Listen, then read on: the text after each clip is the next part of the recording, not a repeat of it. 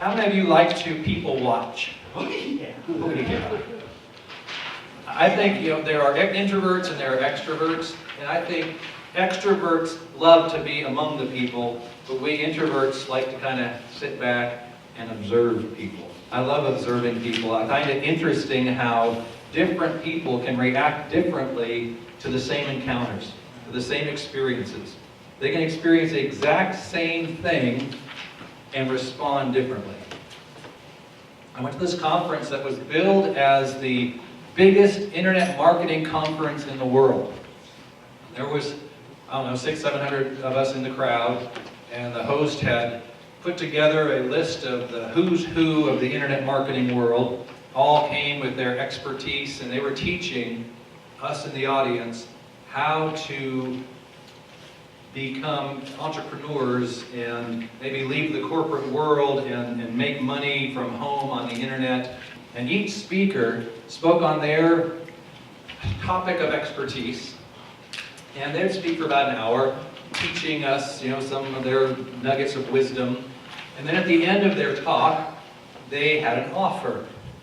Everybody in the audience was there looking for an opportunity, something that was right for them, that they could go home and implement and start an entrepreneurial business and start making money on the internet.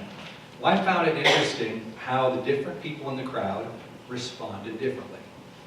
At the end of the speaker's talk, he would make a pitch, and then a lot of times they'd have a special offer. If you act now, you get extra bonuses or you get a special price or something. Well, some of the people, as soon as the speaker was done and made that pitch, man, they were up out of their seats and they ran to the back table, they pulled out their wallets and their credit cards, and they were ready to take action. The second group, they weren't quite as enthusiastic, but they still got up, they walked back to the back of the room, kind of hung around the back, listening to the answers. They're too embarrassed to ask their own questions, so they let the enthusiastic people ask the questions, and they listened, and then they weighed the pros and cons, and then they either made their purchase, or they rejected the offer and walked back and sat down for the next speaker. The third group of people, they rejected the message completely. They didn't get up out of their seats. They just stayed there.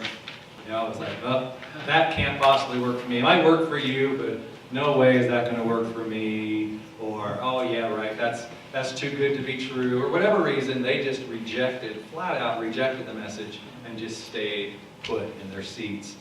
So the first piece that you ever see in a computer, and all computers have it, is this thing here. What is this? Well, it's a tower. It's a case. The computer has thick skin to protect the soft inside or the delicate inside. And as filmmakers, leaders in our industry, we need to have a thick skin. There are a lot of ups and downs in the filmmaking process. You're going to have rave reviews one day and then people tearing you down the next day. Or you share your dream of wanting to be in filmmaking and your friends or relatives tear you down or say, oh, you'll never be able to do that. You don't have the talent, you don't have the looks, you don't have the money, you don't have what it takes.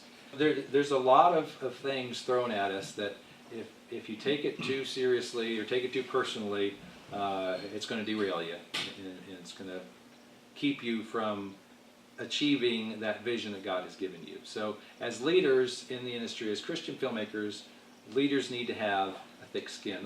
This is where your script goes after it's been here and you say save, it goes on to long-term storage. This is what makes the computer really useful. Learn the lesson of the mistake or the bad situation. Put the lesson in long-term storage, but the feelings and the beating yourself up, all those things, put that in short-term memory, go to sleep and forget it.